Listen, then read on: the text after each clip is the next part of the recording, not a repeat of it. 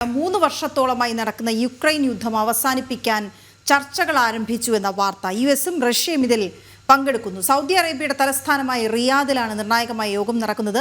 Russian വിദേശകാര്യമന്ത്രി Sergey ലാവ്റോവും US വിദേശകാര്യ secretary Marco റൂബിയോയും ചർച്ചയിൽ പങ്കെടുത്തു എന്നാണ്. അത് വളരെ നിർണായകമായൊരു ചുവടുവയ്പ്പാണ്. ഐസൺ, വിവരങ്ങൾ. തീർച്ചയായും ചർച്ചകൾ ആരംഭിച്ചു എന്ന വിവരങ്ങളാണ് ഇപ്പോൾ പുറത്തു വരുന്നത്. നേരത്തെ നമ്മൾ സൂചിപ്പിച്ചതുപോലെ സെർജി ലാവ്റോവ്, അതായത് റഷ്യൻ വിദേശകാര്യമന്ത്രിയും അതുപോലെ തന്നെ മാർക്കോ റൂബിയോയുമായുള്ള ചർച്ചകളാണ് ഇപ്പോൾ നടക്കുന്നത്.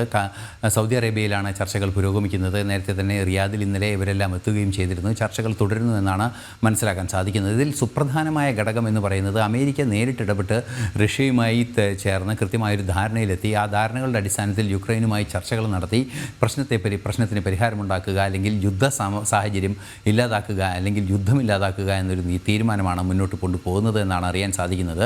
നമ്മൾ നേരത്തെ പറഞ്ഞതുപോലെ 3 വർഷത്തോളമായി തുടരുന്ന ഈ യുദ്ധം അവസാനിപ്പിക്കേണ്ടത് ലോകത്തിൻ്റെ കൂടിയൊരു ആവശ്യമായ ഒരു സാഹചര്യത്തിലാണ് അമേരിക്കയുടെ ശക്തമായ ഇടപെടൽ ഉണ്ടാവുകയും ചെയ്തത്. ഈ യുദ്ധം അവസാനിപ്പിക്കുക തന്നെ ചെയ്യുമെന്ന് കൃത്യമായി അറിയിക്കുകയും ചെയ്തിരുന്നു. ഇത് രണ്ട് നേതാക്കളും, പുടിനുമായും അതുപോലെ തന്നെ വളോഡിമിർ സെലൻസ്കിയുമായി അമേരിക്കൻ പ്രസിഡന്റ് ഡൊണാൾഡ് ട്രംപ് സംസാരിക്കുന്ന സാഹചര്യങ്ങളെല്ലാം തന്നെ കഴിഞ്ഞ ആഴ്ചയിൽ വലിയ വാർത്തകളായി പുറത്തു വരികയും ചെയ്തു. അതിൻ്റെ ഒരു നടപ്പാക്കുക, അത് എക്സിക്യൂട്ട് ചെയ്യുന്ന ഒരു നീക്കങ്ങളാണ് ഇപ്പോൾ സൗദി അറേബ്യയിൽ നടക്കുന്നത് എന്നാണ് മനസ്സിലാക്കാൻ സാധിക്കുന്നത്. അത്തരത്തിലുള്ള നീക്കങ്ങൾ ഒരു വശത്ത് നടക്കുമ്പോഴും തങ്ങളെ ഒറ്റപ്പെടുത്തി അല്ലെങ്കിൽ തങ്ങളെ മാറ്റി നിർത്തിക്കൊണ്ടുള്ള ചർച്ചകൾക്ക് അംഗീകാരം നൽകാനാവില്ലെന്നൊരു നിലപാടിലാണ് സെലൻസ്കി ഇപ്പോൾ ഉള്ളത്.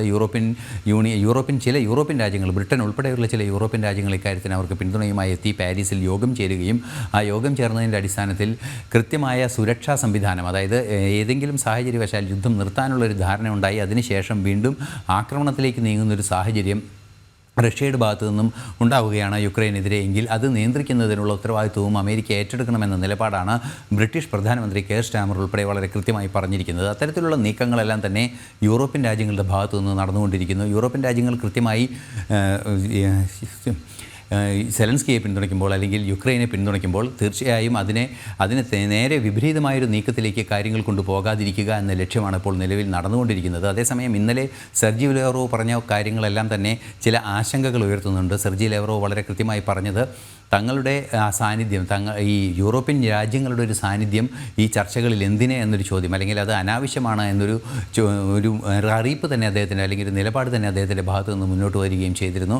ഇതെല്ലാം ചേർത്ത് വായിക്കുമ്പോൾ ഒരു പക്ഷേ സമാധാന ചർച്ചകൾ നീണ്ടേക്കാനുള്ള സാധ്യതകളും മുൻകൂട്ടി കാണുന്നുണ്ട്. എങ്കിലും പ്രശ്നങ്ങൾ പരിഹരിക്കപ്പെടുമെന്ന് തന്നെയാണ് പ്രതീക്ഷിക്കുന്നത്. ശരി.